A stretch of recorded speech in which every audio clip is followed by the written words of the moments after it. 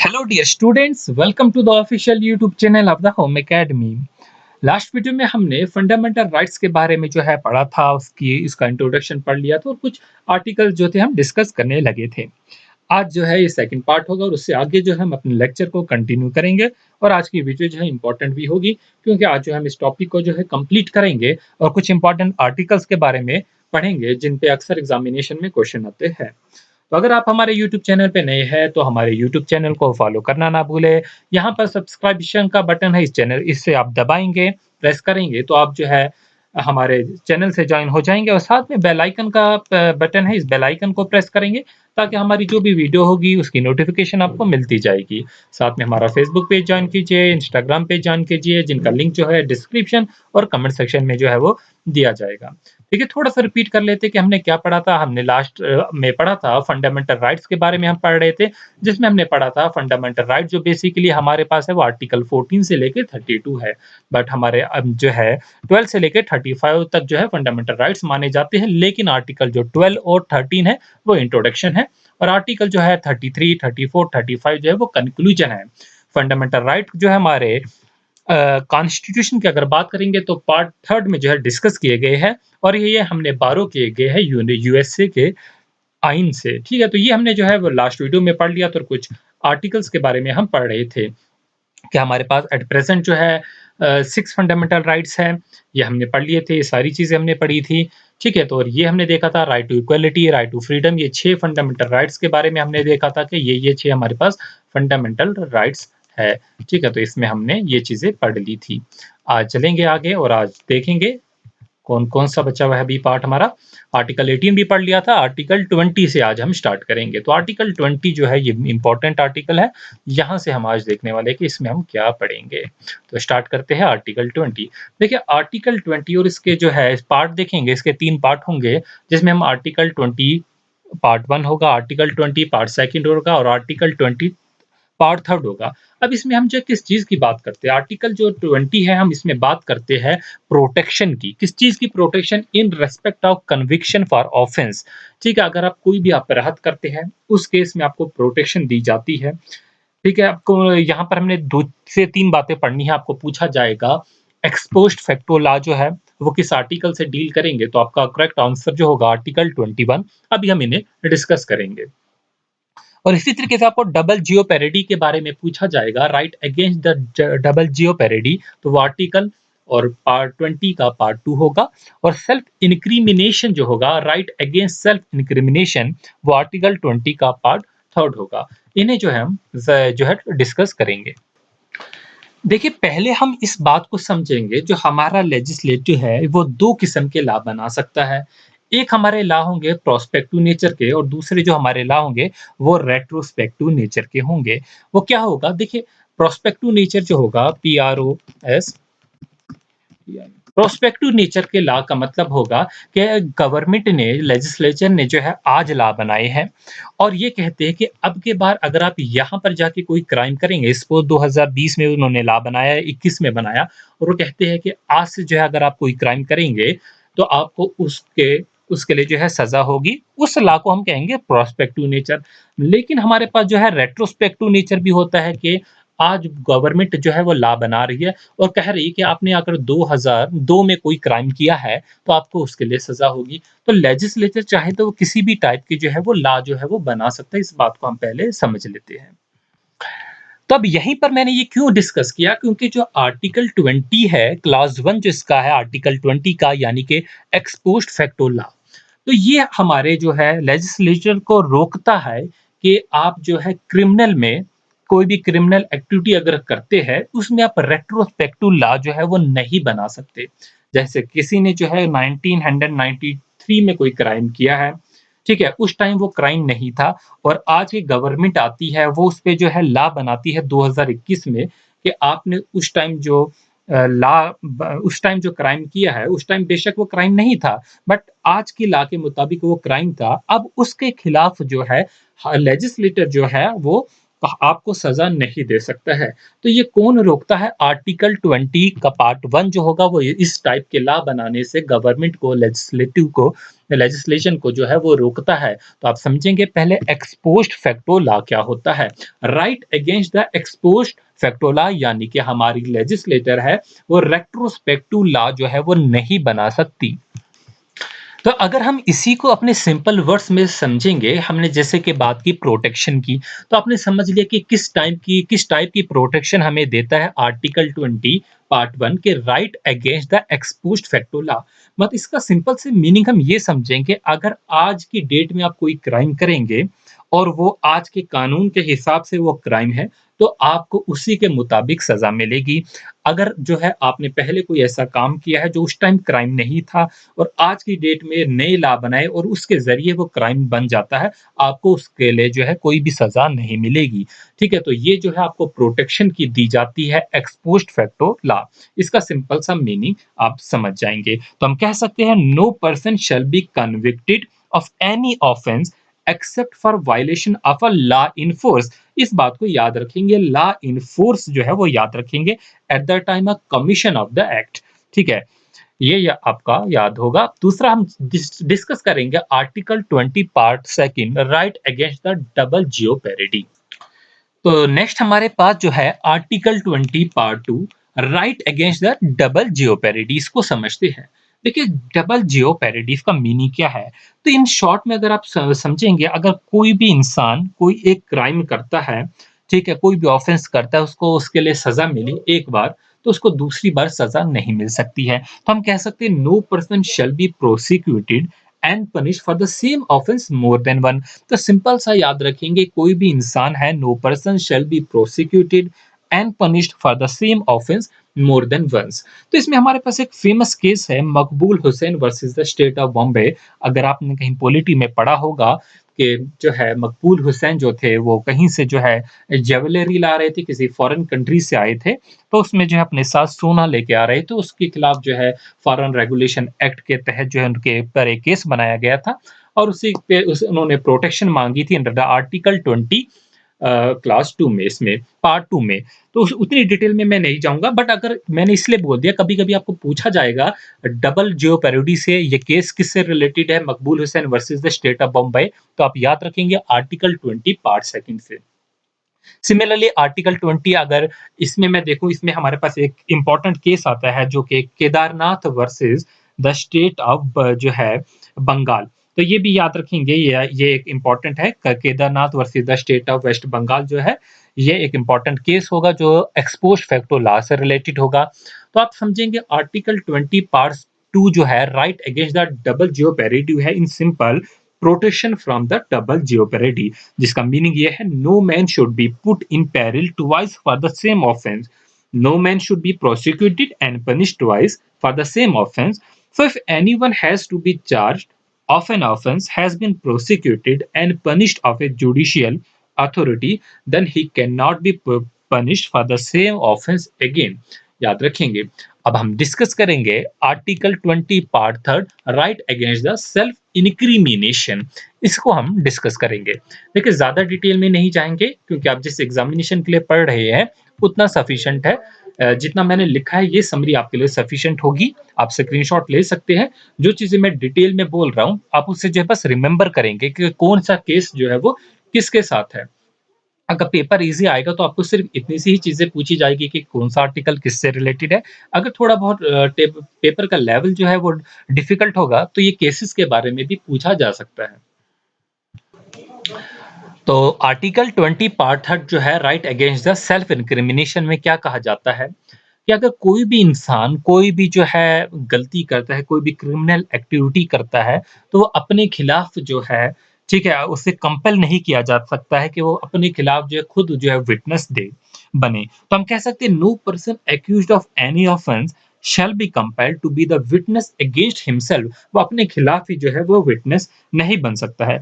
इसमें भी हमारे पास कुछ जो है वो इंपॉर्टेंट केसेस हैं, बट एक बात याद रखेंगे, इसमें जो सिंपल सी आपको एक बात याद रखनी है वो यही है, no person should be compelled to give self harming statement. अपने ही खिलाफ जो है, अपने ही जिससे उसे नुकसान होगा, ऐसी स्टेटमेंट वो नहीं दे सकता है। तो इसमें हमारे पास एक जो है वो इम्पोर्टेंट केस है, नंदिनी जो है सतपैठी का केस है वर्सेस पीएल दैनी। एक केस है, दूसरा स्टेट ऑफ बॉम्बे वर्सेस काथी कलू ओगड, ये दूसरा केस है। बट इन केसेस को आप, मैं डिटेल में नहीं जाऊंगा, इतना आपके लिए सफिशिएंट है।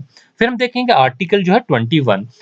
आर्टिकल 21 क्या कहता है? Right to live and personal liberty, right to privacy के बारे में बात करता है कि हर इंसान की जो है प्राइवेसी इंपॉर्टेंट है। राइट टू लिव है, वो अपने तरीके से रह सकता है। Personal liberty and right to privacy, ठीक है, वो प्राइवेसी जो है वो रख सकता है।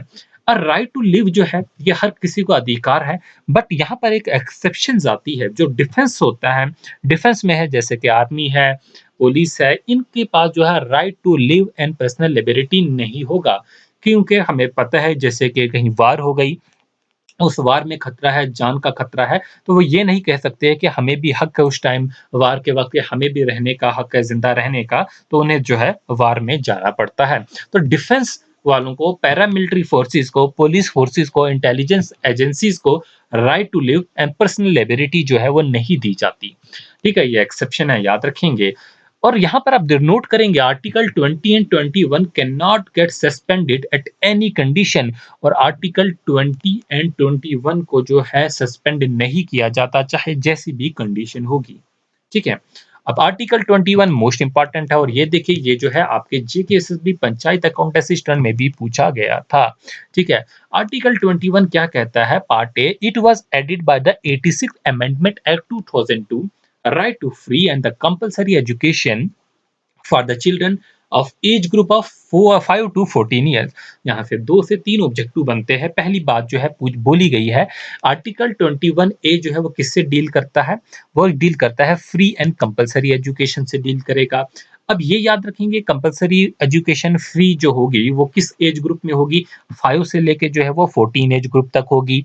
फिर यहाँ पर याद रखेंगे किस अमेंडमेंट से एक्ट ऐड किया गया है? ये 86th अमेंडमेंट जो कि 2002 में थी, उसमें उसके थ्रू जो है वो ऐड कर दिया गया है। ठीक है? यहाँ पर मेरे को प्रॉब्लम हो गई, सॉरी। ये ठीक है, इसमें कर्सर में प्रॉब्लम है, जिसकी वजह से जो है पहले भी 1-2 वीडियोस में प्रॉब्लम हुई थी। तो यहाँ पर याद रखेंगे जो है ये 86th अमेंडमेंट एक्ट के थ्रू जो है वो ऐड किया गया था। चलेंगे आगे। आर्टिकल 22 है। अब आर्टिकल 22 क्या कहता है? Protection against arrest and detention in certain cases. आप जानते हैं, आप कोई भी क्राइम करते हैं, उस टाइम जो है आपको जो है अरेस्ट कर दिया जाता है। बट इस तरीके से ही अरेस्ट नहीं किया जाता है। आप जो है उसमें अपने जो है लॉ की हेल्प ले सकते हैं, अपने एडवोकेट की हेल्प ले सकते हैं, आपके खिलाफ वारंट निकलना चाहिए, बहुत सी चीज़ें होती है। आपको डायरेक्ट जो है, जब तक आपका क्राइम जो है वो जो है साबित ना हो जाए, तब तक जो है आपको ऐसे ही अरेस्ट नहीं कर सकते हैं। ठीक है? तो यहाँ पर जो है protection against the arrest and detention in certain cases. Right against exploitation जो आपके अगला जो है फंडामेंटल राइट है, जो आर्टिकल 23 और 24 में डिस्कस किया गया है। Right against the exploitation and जो है, ये जो है क्या है? देखिए, आप जानते हैं आर्टिकल 23 है prohibition of traffic in human beings and forced labour. आप जानते हैं कि ह्यूमन ट्रैफिकिंग होती है, फोर्स्ड लेबर होती है। जैसे कि आप चाइना में सुनते हैं कि वहाँ पर जो है सेंटर्स बनाए गए हैं, जहाँ पर जो है लोगों से ज़बरदस्ती जो है वो जो है वो काम कराया जाता है, फोर्स्ड लेबर जिसे हम कहें। ठीक है? तो यहाँ पर जो है इसके खिलाफ जो है एक आइन है, जो कि आपको याद होना चाहिए। एक आर्टिकल 23 से डील करता है कि आप जो है फोर्स्ड लेबर नहीं कर सकते, ह्यूमन ट्रैफिकिंग नहीं कर सकते, किसी भी इंसान से ज़बरदस्ती मज़दूरी नहीं करा सकते हो। तो इसके खिलाफ जो है prohibition of traffic, human trafficking and forced labour के खिलाफ हमारे पास एक आर्टिकल है, जो आर्टिकल 23 है। याद रखेंगे, बहुत ही इंपॉर्टेंट है। नेक्स्ट है article 24, prohibition of child labour up to the age of 14। तो हमने देखा आर्टिकल 21 और पार्ट ए में कि हम जो है 5 से 14 ईयर्स के लिए फ्री एंड कंपलसरी एजुकेशन है। और यहाँ पर आर्टिकल 24 में ये कहा गया है प्रोहिबिशन ऑफ चाइल्ड लेबर, बच्चों से जो है काम नहीं कराएंगे up to the age of 14 years. ठीक है? चाइल्ड लेबर पे किस आर्टिकल में रोक कर दी गई है? आर्टिकल 24। याद रखेंगे, ये हमारा जो था अगला फंडामेंटल राइट था। उससे आगे जो हमारे नेक्स्ट फंडामेंटल राइट है, जैसे कि right against freedom of religion, ये डिस्कस करेंगे। फ्रीडम ऑफ रिलीजन, आर्टिकल 25 क्या कहता है? आर्टिकल 25 कहता है freedom of practice and propagation of religion. आप अपने मजहब की जो है जिस तरीके से आप इबादत करना चाहे आप उस तरीके से इबादत भी कर सकते हैं। एंड प्रोपोगेशन ऑफ रिलीजन, आप चाहे तो तबलीग करना, अपने रिलीजन की जो है प्रोपोगेशन करना आप चाहे तो वो कर सकते हैं। आर्टिकल 26 कहता है right to manage the religious affair. आपके रिलीजन के जो भी अफेयर्स है आप उसे खुद मैनेज कर सकते हैं। एक पार्टिकुलर कम्युनिटी अपने रिलीजियस अफेयर को खुद से जो है मैनेज कर सकती है। आर्टिकल 27 क्या कहता है?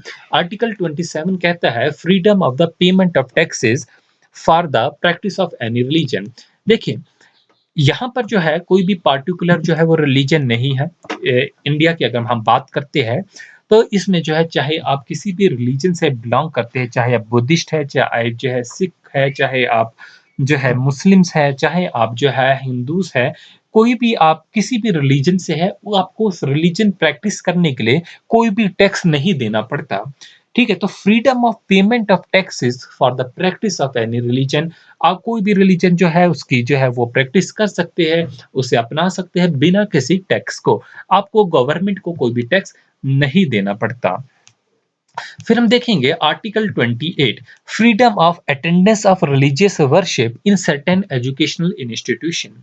तो freedom of attendance of religious worship, जो आपकी कम्युनिटी जो है एक पार्टिकुलर जो है अपने इंस्टीट्यूशन चला रही है, ठीक है, हर कम्युनिटी अपने जो है रिलीजियस जो इंस्टीट्यूशन चला रही है, वहां पर जो है आप अपने तरीके से जो है उसे वहां पर जो है काम कर सकते हैं अपने एजुकेशनल इंस्टीट्यूशन में।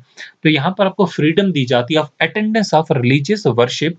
वहां पर आप रिलीजियस वर्शिप भी कर सकते हैं अपने तरीके से। ठीक है, तो ये जो है आप याद रखेंगे, ये आर्टिकल 28 है। फिर हम बात करते हैं cultural and educational rights. Cultural and educational rights जो है वो क्या कहते हैं? यहाँ पर बात की जाती है माइनॉरिटीज की। Cultural and educational rights, article 29 कहता है protection of interest of minorities. जो माइनॉरिटीज है उनका आपको इंटरेस्ट देखना है, उसकी प्रोटेक्शन भी करनी है। आर्टिकल 30 कहता है right of minorities to establish and establish the educational institutes. Right of minority to establish, जो माइनॉरिटीज है वो अपने एस्टेब्लिश कर सकती है, अपने एजुकेशनल इंस्टीट्यूशंस जो है वो एस्टेब्लिश कर सकती है और अपने तरीके से उन्हें चला सकती है। आर्टिकल जो है अगला देखेंगे राइट टू प्रॉपर्टी। आर्टिकल 31 जो था by the 44th amendment act it was deleted. हमने कहा था पहले 7 फंडामेंटल राइट्स थे और फिर एक फंडामेंटल राइट जो है वो डिलीट कर दिया गया था और वो था राइट टू प्रॉपर्टी। और राइट टू प्रॉपर्टी को जो है बाद में एक लीगल राइट बना दिया गया है। और आर्टिकल 31 जो था ये हमारे पास राइट टू प्रॉपर्टी था, बट इसको 44th अमेंडमेंट एक्ट से जो है वो डिलीट कर दिया गया है। और आप याद रखेंगे इसे किससे डिलीट किया गया है? 44 जो है वो अमेंडमेंट एक्ट से जो है वो डिलीट कर दिया गया है। तो यहाँ पर हमें जो है 2 से 3 बातें याद रखनी है कि राइट टू प्रॉपर्टी जो है वो आर्टिकल 31 में जो है डिस्कस किया गया था, लेकिन 44 अमेंडमेंट एक्ट के तहत जो है इसे डिलीट कर दिया गया था फ्रॉम द फंडामेंटल राइट्स और इसे एक लीगल राइट बना दिया गया था अंडर द आर्टिकल 300 ए जो शो कर रहा है वो अमेंडमेंट शो करेगा। तो नेक्स्ट देखेंगे right to the constitutional remedies, ये आर्टिकल 32। तो ये आपको पूछा जाएगा, मोस्ट इंपॉर्टेंट क्वेश्चन जो है वो ये है, आर्टिकल 32 जो होगा वो heart and soul of the Indian constitution होगा। इंडियन कॉन्स्टिट्यूशन की अगर हम बात करेंगे तो आर्टिकल 32 को कहा जाता है heart and the soul of the Indian constitution. ये क्या कहता है? Under this all the citizen of India has the right to go to the Supreme Court of India. जैसे कि हमने पहले ही डिस्कस किया था कि सुप्रीम कोर्ट में जो है हर कोई सिटीजन जा सकता है, चाहे जो है वो किसी भी बैकग्राउंड से है, किसी भी रीजन का, किसी भी लैंग्वेज का है, उसकी कोई भी फाइनेंशियल जो है कंडीशन है, ठीक है? तो हर कोई जो है वो सुप्रीम कोर्ट जा सकता है। तो इस मन में जो है सुप्रीम कोर्ट जो है वो 5 टाइप के रिट्स जो है वो दे सकता है in case of violation of the fundamental rights. और उन रिट्स से भी जो है वो क्वेश्चन अक्सर पूछे जाते हैं। लेकिन जो है मैं इन इन रिट्स के जो है वो नाम यहाँ पर बोल दूँगा। 5 टाइप के रिट्स है और नोटिस है, जो किससे रिलेटेड है वो हम किसी और वीडियो में डिस्कस करेंगे। लेकिन यहाँ पर आप नाम रखेंगे हैबेस कॉर्पस, दूसरा मेंडामस, तीसरा क्यू वारंटो, तीसरा सर्टियोरी एंड जो पांचवी रिट है वो प्रोहिबिशन है। इनको एक्सप्लेन करेंगे किसी और वीडियो में। क्योंकि इस टॉपिक को मैं जो है फंडामेंटल राइट्स ही पढ़ा रहा हूँ, ताकि मैं डेविएट नहीं होना चाहता। अब आप आपको अक्सर एक क्वेश्चन पूछा जाता है, फंडामेंटल राइट्स फॉर फॉरेनर। जो हम फॉरेनर्स होते हैं उनके लिए कौन-कौन से फंडामेंटल राइट्स हैं? आर्टिकल 14 है, 20 है, 21 है, 21 ए है, 22 है, 23 है, 24 है, 26, 27 और 28 फंडामेंटल राइट्स है, जो फॉरेनर्स भी जो है वो भी एन्जॉय कर सकते हैं। ठीक है? तो ये याद रखेंगे आप सभी। तो हम नेक्स्ट वीडियो में directive principle of the state policy पढ़ेंगे, इनके सारे आर्टिकल्स पढ़ेंगे, फिर हम इन पे जो है वो क्वेश्चंस जो है वो करेंगे। ठीक है? तो यहाँ पर directive principle of state policy के सारे मल्टीपल चॉइस क्वेश्चन हम करेंगे। ये देख लीजिए, फंडामेंटल ड्यूटीज़ आपके सिलेबस में वो भी कर लेंगे, प्रेज़िडेंट आपके सिलेबस में है वो भी करेंगे। बाकी भी जो मैं चीज़ें ऐड कर रहा हूँ वो सारी आपके सिलेबस में जो-जो चीज़ें मेंशन की गई हैं उन सारों को जो है करने की कोशिश करेंगे, और जो टू द पॉइंट पढ़ेंगे। जैसे एग्ज़ामिनेशन में आता है उससे आगे जाने की कोशिश नहीं करेंगे। अगर डिटेल्स में आपको वीडियो पढ़नी है, हमारे चैनल पे आप जो है Indian polity bye home academy, जिसमें लक्ष्मीकांत जो है कंप्लीट जो है आपको जो है पढ़ाई गई है, ठीक है? वो आप वहाँ से पढ़ सकते हैं, काफ़ी डिटेल्स में वहाँ पर पढ़ाई गई है, तो आप जो है उससे जाके जो है वहाँ से पढ़ सकते हैं। उसमें सारे टॉपिक है, बट टॉपिक का नाम जो है वीडियो के बाहर नहीं लिखा है, बट लक्ष्मीकांत की सीरीज़ है, तो आप वहाँ से जाके पढ़ सकते हैं। Thanks for watching, all the best. अगर आपको ये वीडियो जो है वो अच्छी लगी है हमारे चैनल पे, तो आप जो है पहली बार विज़िट किए हैं, इस चैनल को सब्सक्राइब करना, बेल आइकन को प्रेस करना जो है वो ना भूलिए, और अपने दोस्तों के साथ जो है वो ज़रूर शेयर कीजिए। Thanks for watching, all the best.